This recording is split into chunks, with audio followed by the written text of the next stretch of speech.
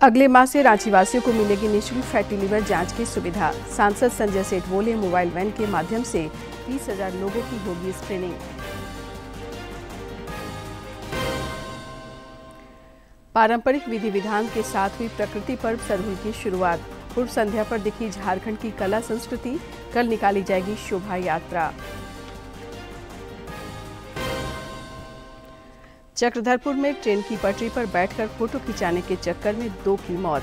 सरायकेला में घरेलू विवाद के बाद पति ने पत्नी और बेटे की गला रेतकर की हत्या। और विजय मर्चेंट ट्रॉफी के अंडर 16 क्रिकेट प्रतियोगिता में पश्चिमी सिंहभूम के साकेत का चयन। प्रथम एशियन पारा थ्रो बॉल चैंपियनशिप में झारखंड के खिलाड़ियों का बेहतर प्रदर्शन।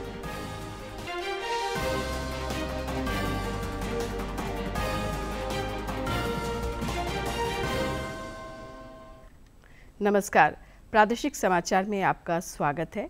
मैं हूं शीला और अब समाचार विस्तार से। रक्षा राज्य मंत्री सह रांची सांसद संजय सेठ ने आज प्रधानमंत्री के स्वस्थ भारत की संकल्पना को साकार करने के लिए फैटी लीवर मुक्त रांची अभियान का शुभारंभ किया। प्रधानमंत्री नरेंद्र मोदी ने फैटी लीवर को लेकर चिंता जताते हुए खाद्य तेल की खपत को कम करने का सुझाव दिया था। इससे प्रेरित होकर रांची के सांसद संजय सेठ ने फैटी लीवर मुक्त रांची अभियान की शुरुआत की है। उन्होंने कहा कि रांची लोकसभा क्षेत्र के वासियों को स्वस्थ बनाना उनका प्रयास है। फैटी लीवर से कई बीमारियां होती हैं, जिसका निवारण जरूरी है। क्योंकि फैटी लीवर से ही डायबिटिक, फैटी लीवर से ही बीपी, फैटी लीवर से ही कैंसर, जितने तरह की बीमारियां शरीर के अंदर निकलती है, तो वो फैटी लीवर उसका बहुत बड़ा कारण है। रक्षा राज्य मंत्री सह सांसद संजय सेठ ने पूर्व में विश्व प्रसिद्ध लीवर रोग विशेषज्ञ डॉक्टर एस.के. सरीन से रांची वासियों को मोटापे और बीमारियों से बचाने के लिए फैटी लीवर की स्क्रीनिंग करने का प्रस्ताव रखा था, जिसके बाद institute of liver and biliary sciences के विशेषज्ञ डॉक्टर एस.के. सरीन रांची वासियों के लिए निःशुल्क फैटी लीवर की स्क्रीनिंग पर सहमति जताई है। हम रांची को एक मॉडल बनाएंगे और उस मॉडल को फिर झारखंड में अन्य जगहों को लागू करेंगे। कैसे हम इस रांची को फैटी लीवर से, और फिर उसके बाद रांची स्वस्थ होगा और फिर बताएंगे लोग, भाई देखो हम तो, मेरा तो फैटी लीवर था, हमारी स्क्रीनिंग हुआ और इलाज हुआ, हम ठीक हो गए। ILBS और सदर अस्पताल के संयुक्त तत्वावधान में रांची में अप्रैल माह से 30,000 लोगों के फैटी लीवर की निःशुल्क स्क्रीनिंग शुरू की जाएगी। इस कार्यक्रम के तहत 18 से अधिक आयु वर्ग के सभी वयस्कों की स्क्रीनिंग की योजना है। ये सेवा 4 मोबाइल वैन के माध्यम से उपलब्ध कराई जाएगी। कॉलेज के बच्चों का, उनका फैटी लीवर जांच हो, ऐसे ही 3-3 महीने का स्लॉट होगा। तो जो हमने कहा कि 1-1 करोड़ की जो मशीन है, वो 4 बस की व्यवस्था कर रहे हैं। तो 4 बस करेंगे तो 4 बस, समझ लो कोई आज कांके चला गया तो वहां स्क्रीनिंग हो रही है 15 दिन तक, कोई सिल्ली चला गया उसकी स्क्रीनिंग हो रही है। वो यहाँ हमारे सदर अस्पताल के माध्यम से ये सेवा हम करने जा रहे हैं। बहरहाल रक्षा राज्य मंत्री और स्थानीय सांसद संजय सेठ के प्रयासों से राजधानी रांची में भी फैटी लीवर की स्क्रीनिंग से लोगों को स्वास्थ्य लाभ मिलेगा। DD न्यूज के लिए रांची से सरिता की रिपोर्ट। रक्षा राज्य मंत्री सह रांची के सांसद संजय सेठ ने भाजपा रांची ग्रामीण जिला के दिवंगत महामंत्री अनिल टाइगर के घर जाकर उनके परिजनों से मुलाकात की और अपनी संवेदना व्यक्त की। इस मौके पर श्री सेठ ने परिवार को ढाढ़स बंधाते हुए कहा कि इस दुख की घड़ी में उनकी पार्टी पूरी मजबूती से उनके परिवार के साथ खड़ी है। हजारीबाग सांसद मनीष जायसवाल ने आज नई दिल्ली में प्रधानमंत्री नरेंद्र मोदी से मुलाकात की। सोशल मीडिया पर मुलाकात की एक तस्वीर शेयर करते हुए उन्होंने कहा कि प्रधानमंत्री से मुलाकात कर उनका मार्गदर्शन प्राप्त किया। मुलाकात के दौरान श्री जायसवाल ने क्षेत्र में चलाई जा रही जन कल्याणकारी योजनाओं की जानकारी भी साझा की। उन्होंने प्रधानमंत्री को झारखंड में बिगड़ती कानून व्यवस्था के बारे में भी बताया। झारखंड समेत पूरे देश भर में आज हर्ष और उल्लास के साथ ईद उल फितर का त्यौहार मनाया गया। इस अवसर पर मस्जिदों और इबादतगाहों में ईद की नमाज अदा की गई। राष्ट्रपति द्रौपदी मुर्मू, उपराष्ट्रपति जगदीप धनखड़ और प्रधानमंत्री नरेंद्र मोदी ने इस मौके पर सभी देशवासियों को बधाई दी है। राष्ट्रपति द्रौपदी मुर्मू ने देशवासियों को ईद की बधाई दी है। राष्ट्रपति ने अपने सोशल मीडिया प्लेटफॉर्म एक्स पर पोस्ट करके कहा है कि ईद उल फितर के मुबारक मौके पर सभी देशवासियों, विशेष रूप से मुस्लिम भाइयों और बहनों को बधाई। ये त्योहार भाईचारे की भावना को मजबूत बनाता है तथा करुणा भाव और दान की प्रवृत्ति को अपनाने का संदेश देता है। मैं कामना करती हूँ कि ये पर्व सभी के जीवन में शांति, समृद्धि और खुशियाँ लेकर आए तथा सबके दिलों में नेकी के रास्ते पर आगे बढ़ने के जज्बे को मजबूत बनाए। उपराष्ट्रपति ने भी देशवासियों को ईद उल फित्र की शुभकामनाएं दी हैं। उपराष्ट्रपति ने अपने सोशल मीडिया प्लेटफॉर्म एक्स पर पोस्ट करके कहा है कि ईद उल फित्र के शुभ अवसर पर देश के सभी नागरिकों को हार्दिक बधाई देता हूं। ईद हमें अपनी सांस्कृतिक विविधता और हमें एकजुट करने वाले साझा बंधनों से मिलने वाली शक्ति की याद दिलाती है। इस पवित्र दिन का सार केवल उत्सव मनाने से कहीं बढ़कर है। ये एकता, करुणा और आपसी सम्मान के संवैधानिक आदर्शों को दर्शाता है जो हमारे विविध लोकतंत्र की आधारशिला है। ईद की भावना हमें उन मूल्यों के प्रति खुद को फिर से प्रतिबद्ध करने के लिए प्रेरित करे जो हमारे आगे के मार्ग को रोशन करते हैं और हमें एक उल्लेखनीय राष्ट्र के रूप में बांधते हैं। प्रधानमंत्री ने देशवासियों को ईद उल फित्र की बधाई दी। अपने सोशल मीडिया प्लेटफॉर्म एक्स पर पोस्ट करके पीएम ने लिखा कि यह त्योहार हमारे समाज में आशा, सद्भाव और दयालुता की भावना को बढ़ाए। आपके सभी प्रयासों में खुशी और सफलता मिले। ईद मुबारक। इधर राज्य भर में ईद उल फितर का त्योहार धूमधाम से मनाया गया। जामताड़ा में भी इस मौके पर मुस्लिम समुदाय के लोगों ने मस्जिदों और ईदगाहों में सामूहिक रूप से नमाज अदा की। इस दौरान लोगों ने एक दूसरे को बधाई देकर अमन और शांति की दुआ मांगी।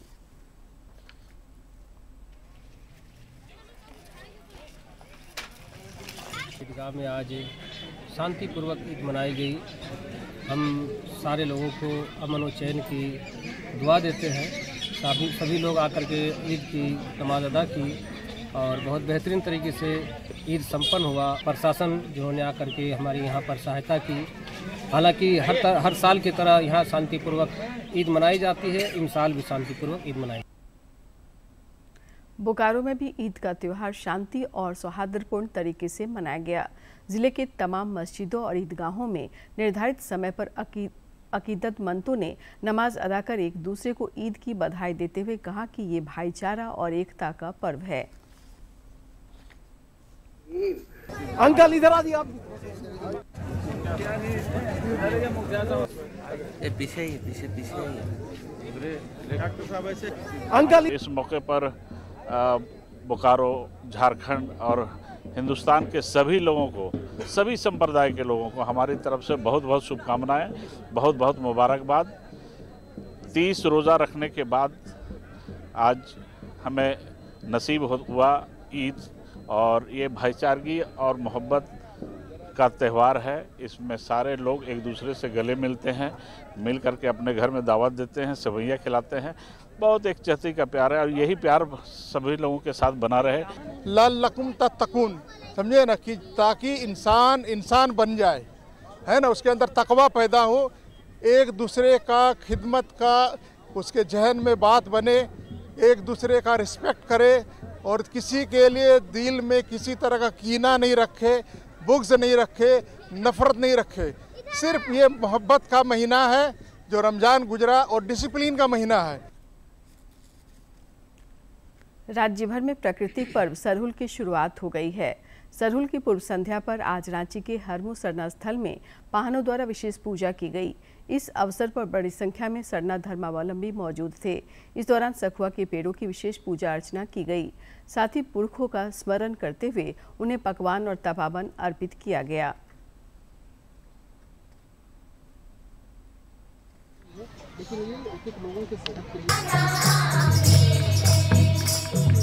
फलों को हम लोग तब तक ग्रहण नहीं करते हैं जब तक उसको जो चालायो धर्म सिंह बोंगा इस प्रकृति के माध्यम से हम लोगों को दिया है, जब तक हम लोग उसके चरण में नहीं चढ़ा लेते हैं, उसका आभार प्रकट नहीं कर लेते, उनको धन्यवाद नहीं करते, तब तक हम लोग उसको ग्रहण नहीं करते हैं। तो वो सभी नए फलों को इस सरना में चढ़ाया जाएगा, इसकी पूजा होगी और उसके बाद से ही फिर हम लोग इस नए फलों को हम लोग ग्रहण करेंगे और इस तरह से हम लोग प्रकृति का आभार प्रकट करेंगे।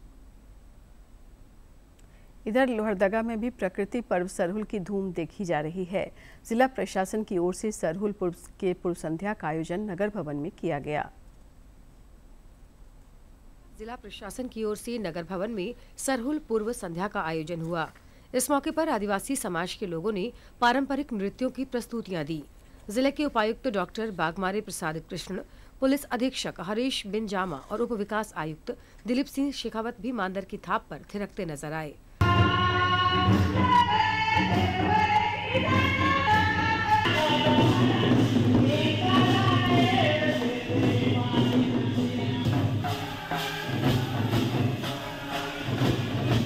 आदिवासी कर्मचारी समिति की ओर से आयोजित प्रकृति पर्व सरहुल को लेकर रंगारंग कार्यक्रमों की प्रस्तुति की गई और पर्व के महत्व पर आदिवासी समुदाय के लोगों ने विशेष रूप से प्रकाश डाला।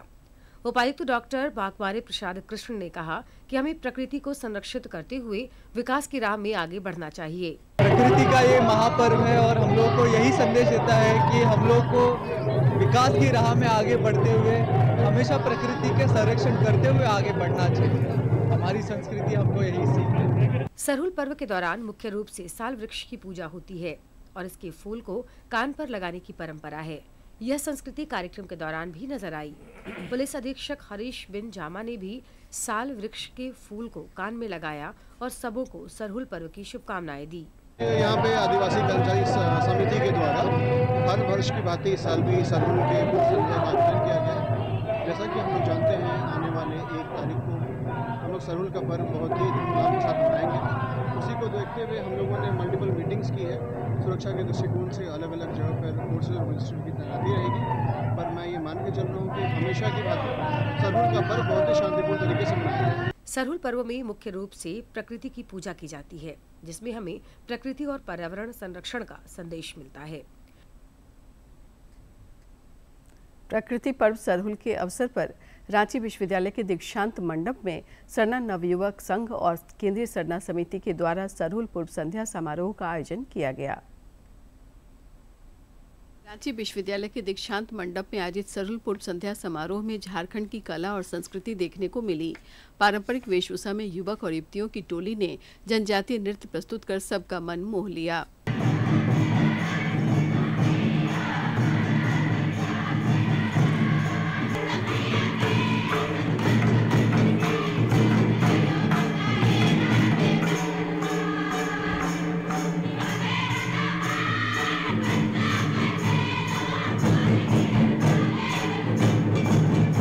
मौके पर मौजूद मंत्री चमरा लिंडा ने कहा कि इस त्योहार में हम प्रकृति को पूजते हैं। इस पर्व में पाहनों द्वारा विशेष पूजा की जाती है। उन्होंने कहा कि सृष्टि के निर्माण में प्रकृति का जो योगदान है उसकी पूजा की जाती है। बहुत महत्व रखता है साल का वृक्ष और एक प्रसाद वितरण होगा वाहनों के द्वारा साल के वृक्षों के फूलों को, तो इस मौसम में उस फूलों में खुशबू आ जाती है और इसलिए उसका एक विशेष महत्व है। मंत्री शिल्पी नेहा तिर्की ने कहा कि हमारे जनजातीय समाज में भेदभाव का कोई स्थान नहीं है और सबों को समान दृष्टि से देखा जाता है। इस पर्व में हम अपनी जड़ों से जुड़ते हैं। हमारा आदिवासी समाज हमेशा से इन विचारों के खिलाफ रहा। हमेशा हम लोग एक दूसरे को समानता की नजर से देखें, एक दूसरे को नहीं, केवल बस नहीं मगर महिला पुरुष में भी आप देखेंगे तो हमारा केवल वही आदिवासी समाज है, मात्र एक समाज है जिसमें महिलाओं को और पुरुषों को भी समानता से देखा जाता है। पूर्व मंत्री बंधु तिर्की ने कहा कि ऐसे आयोजनों से कला संस्कृति को संरक्षण का मौका मिलता है। उन्होंने कहा कि युवाओं को भी नई दिशा मिलती है। आज के दिन हम जल, जंगल और जमीन को बचाने का संकल्प लेते हैं। हमारी जो संस्कृति है, परंपरा है, उसको संरक्षित करने का, अपनी जो कला है, अपनी जो संस्कृति है, उसे एक तरफ से संरक्षित करने का लोग सीखते हैं और एक बार सीखना ही नहीं, यहाँ के युवक युवतियों का नए पीढ़ी को एक नई दिशा मिलती है। इस मौके पर मांदर और पारंपरिक वाद्य यंत्रों की धुन पर माननीय भी झूमते नजर आए। कार्यक्रम में रांची विश्वविद्यालय के कुलपति अजीत कुमार सिन्हा ने भी प्रतिभागियों का हौसला बढ़ाया। मौके पर स्वर्णफूल पत्रिका का भी लोकार्पण किया गया। रांची से सरिता की रिपोर्ट। राजधानी रांची में भी सरहुल की तैयारियां जोरों पर है। इस पर्व के लिए बाजार में लोग जमकर खरीदारी कर रहे हैं। पारंपरिक लाल पाड़ की साड़ी, गमछा, धोती और बंडी की खरीदारी के लिए बाजारों में भीड़ देखी जा रही है। सरहुल महापर्व मनाया जाएगा और बच्चों से लेकर बड़े, पुरुष, महिलाएं आदिवासी पारंपरिक परिधान और पारंपरिक वाद्य यंत्रों के साथ शोभा यात्रा में शामिल होंगे। ऐसे में राजधानी रांची के बाजार में भी सरहुल पर्व की रौनक है। सरहुल हमारे झारखंड का राज्य त्योहार है। हम इसको यहाँ बहुत धूमधाम से, आदिवासियों का त्योहार है, बहुत अच्छे से हम लोग इसको मनाते हैं। तैयारी तो चल रहा है, इसीलिए अभी साड़ी सब खरीदने आए हैं, कपड़े सब खरीदने आए हैं। लाल साड़ी मतलब इसलिए पहना जाता है क्योंकि आदिवासी की एक पहचान है। उसको पहनते हैं और अपने जो सारनाथ स्थल है वहाँ जाते हैं और बहुत अच्छी तरह से रीति रिवाज से पूजा पाठ किया जाता है। पूजा पाठ होता है, उसके बाद डांस किया जाता है। दुकान में छोटी बच्चियों से लेकर महिलाओं तक की साड़ियों का एक से बढ़कर एक बेहतरीन कलेक्शन मिल रहे हैं। लड़के बच्चों के लिए धोती, बंडी, कुर्ता भी उपलब्ध है। इसके साथ ही गमछा, बंडी, लाल पाड़ साड़ी, पढ़िया साड़ी, टी शर्ट, कुर्ता, कुर्ती, धोती आदि भी बच्चे से बड़ों सभी के लिए उपलब्ध है। हम लोग का परंपरा रहा है कि लाल पाड़ का ये हम लोग का बहुत पहले से चला आ रहा है, तो उसी को परंपरा को देखते हुए हम लोग इसमें नया नया डिजाइन करते गए और इस तरह का अभी परिधान का बहुत अभी अच्छा मांग है, जो कि अभी सरहुल में हम लोग को देखने को मिलता है। लाल पाड़ साड़ी हम लोग का सरहुल का एक आदिवासी लोग का एक कल्चर का ड्रेस है, जो अभी नहीं बहुत पहले से जो ये कल्चर चला आ रहा है, तो उसी हिसाब से ये लाल पाड़ साड़ी। अभी इसके साथ में डिजाइन बहुत सारे साड़ी वगैरह निकल गए हैं। बच्चे का आपका धोती मिलेंगे, बंडी मिलेंगे, साड़ी मिलेंगे और फ्रॉक वगैरह डिजाइन सारे बहुत सारे सामान ऐसे आए हुए हैं अभी नया कलेक्शन में। सरहुल में युवा अब पारंपरिक लुक से हटकर ट्रेंडी डिजाइन को अपना रहे हैं। इसे आदिवासी संस्कृति को नए सिरे से पेश किया जा रहा है। सहयोगी सौरभ के साथ रांची से शिवानी की रिपोर्ट। सरायकेला के कपाली ओपी क्षेत्र के तमोलिया में आपसी विवाद के बाद वहशी पति ने अपनी पत्नी और 5 वर्षीय बेटे की गला काटकर हत्या कर दी। जानकारी के अनुसार पति पत्नी में किसी बात पर काफी विवाद हुआ था। आज तड़के पति ने विवाद के क्रम में अपनी पत्नी और बच्चे पर लोहे के तवे से हमला कर मौत के घाट उतार दिया।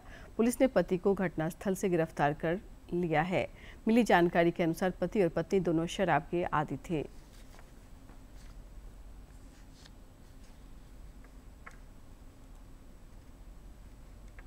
कुछ हुआ, बातचीत हुआ, उसका माइंड कुछ काम नहीं करता बोलता है, इसीलिए फिर उसका हुआ कि रात में उन्होंने बातचीत किया, फिर सुबह जगह कि उसका ऐसा झगड़ा हुआ कि वो लोग भाई, उसका भाभी लोग सब साथ में रहता है।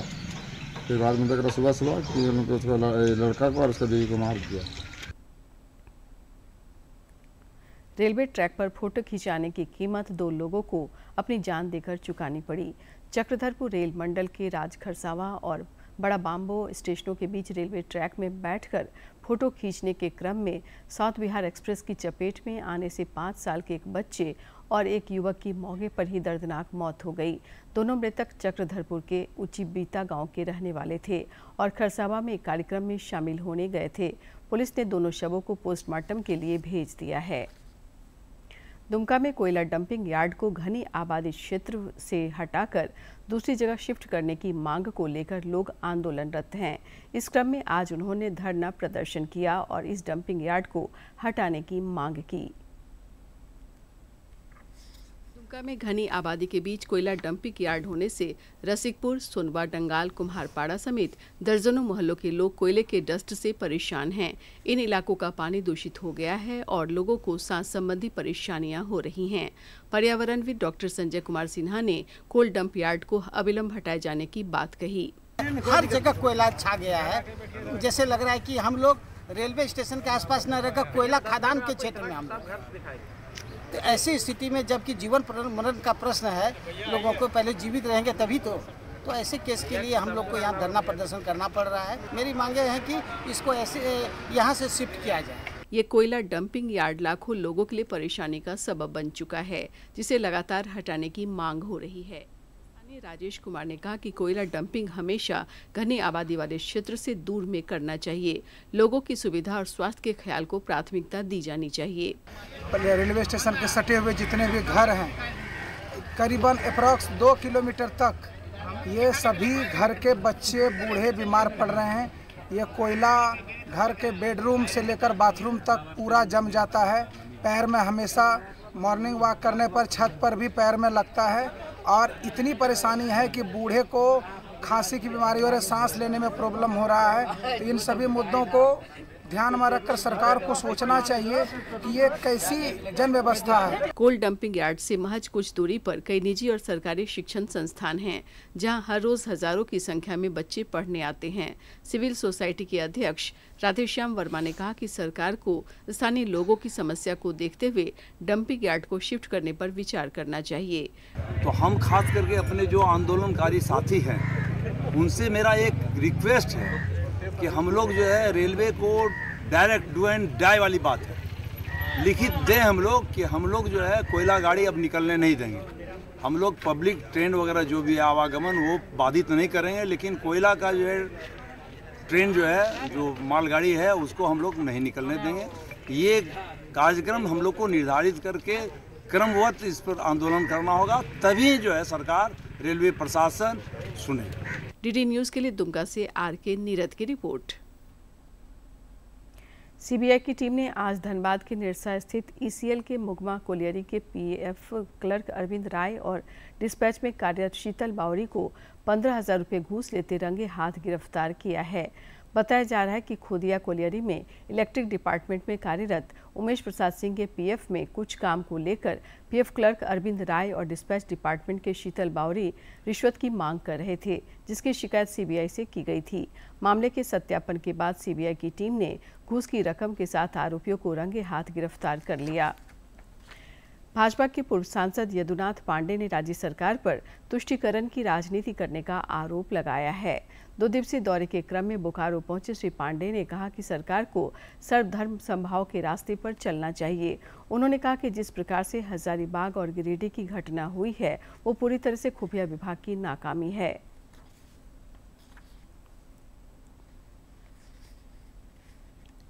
तुष्टीकरण किसी का सबका सम्मान आदर होना चाहिए। 365 दिन शादी जिस रास्ते से हम जाते हैं, उस रास्ते से बारात भी जाता है, दूसरे समुदाय का शोभा यात्रा निकलता है। लेकिन आपने ठीक ही कहा, क्या कारण है कि शिवरात्रि में इजाक में पत्थरबाजी हो जाता है? क्या कारण है कि गुड़थम्मा में होली हो जाता है?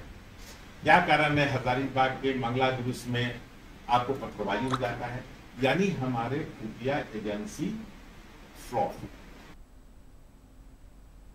पश्चिमी सिंहभूम के साकेत कुमार सिंह का चयन विजय मर्चेंट ट्रॉफी के अंतर्गत अंडर 16 क्रिकेट प्रतियोगिता में हुआ है। उत्कृष्ट प्रदर्शन करने पर झारखंड के इस खिलाड़ी का चयन बेंगलुरु स्थित सेंटर ऑफ एक्सीलेंस के प्रमुख वीवीएस लक्ष्मण की अध्यक्षता वाली कमेटी ने किया है। विजय मर्चेंट ट्रॉफी में झारखंड की कप्तानी करने वाले साकेत कुमार सिंह जिला क्रिकेट संघ द्वारा आयोजित प्रतियोगिताओं में चाईबासा क्रिकेट क्लब की ओर से खेलते हैं। 18 अप्रैल से 14 मई तक तमिलनाडु के सलेम में पूर्व भारतीय क्रिकेटरों की देखरेख में चलने वाले प्रशिक्षण में भाग लेने के लिए साकेत 17 अप्रैल को तमिलनाडु के लिए रवाना होंगे। बहुत खुश हूँ मैं कि मैं नेशनल क्रिकेट एकेडमी में मेरा सिलेक्शन हो गया। इसके लिए मैं अपने एसोसिएशन को थैंक यू दूंगा और एसोसिएशन के प्रेसिडेंट मुकुंद रुंगटा को थैंक यू करूँगा। कितना पढ़ाई मैं कर रहा हूँ, डीएवी स्कूल में हूँ, 11th साइंस में हूँ और मतलब स्कूल वूल तो कम जाना होता है, तो ज़्यादा क्रिकेट पे ही फोकस रहता है। कंबोडिया में आयोजित प्रथम Asian para throw ball championship में भारतीय दल ने कांस्य पदक पर कब्जा जमाया। 26 से 30 मार्च तक चली इस प्रतियोगिता में भारत सहित 8 देशों ने भाग लिया। फाइनल में कंबोडिया की टीम श्रीलंका को हराकर एशियाई चैंपियन बनी। भारतीय टीम को सेमीफाइनल में कांटे के मुकाबले में श्रीलंका से हार का सामना करना पड़ा। भारतीय दल आज रात चेन्नई पहुंचेगी, जहां से झारखंड के खिलाड़ी रांची के लिए रवाना होंगे। राज्य के कई जिलों का पारा 40 डिग्री के करीब पहुंच चुका है। बोकारो में आज का अधिकतम तापमान 39.1 डिग्री दर्ज किया गया। हालांकि 2 से 4 अप्रैल के बीच मौसम विज्ञान केंद्र ने राज्य के कुछ जिलों में बारिश का पूर्वानुमान जताया है। इससे पारे में कुछ गिरावट आएगी और लोगों को राहत मिलने की संभावना है।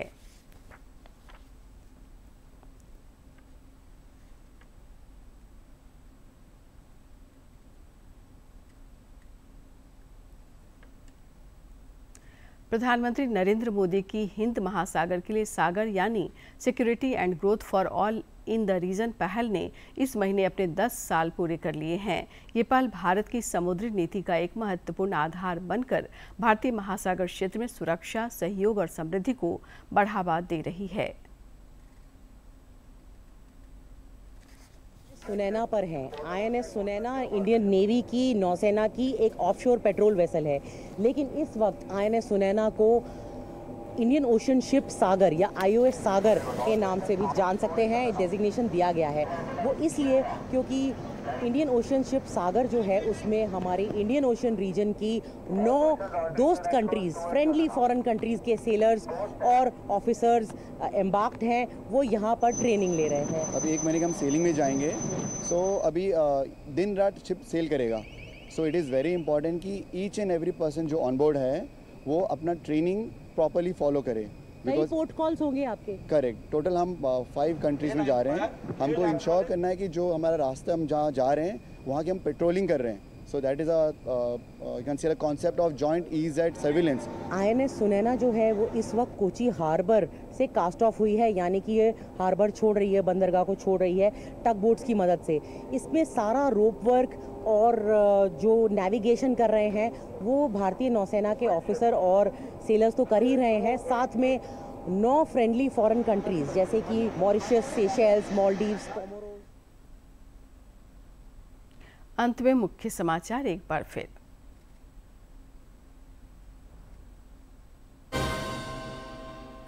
अगले माह से रांचीवासियों को मिलेगी निःशुल्क फैटी लीवर जांच की सुविधा। सांसद संजय सेठ बोले, मोबाइल वैन के माध्यम से 30,000 लोगों की होगी स्क्रीनिंग। पारंपरिक विधि विधान के साथ हुई प्रकृति पर्व सरहुल की शुरुआत। पूर्व संध्या पर दिखी झारखंड की कला संस्कृति। कल निकाली जाएगी शोभा यात्रा। चक्रधरपुर में ट्रेन की पटरी पर बैठकर फोटो खिंचाने के चक्कर में 2 की मौत। सरायकेला में घरेलू विवाद के बाद पति ने पत्नी और बेटे की गला रेत कर की हत्या। और विजय मर्चेंट ट्रॉफी के अंडर 16 क्रिकेट प्रतियोगिता में पश्चिमी सिंहभूम के साकेत का चयन। प्रथम एशियन पारा थ्रो बॉल चैंपियनशिप में झारखंड के खिलाड़ियों का बेहतर प्रदर्शन।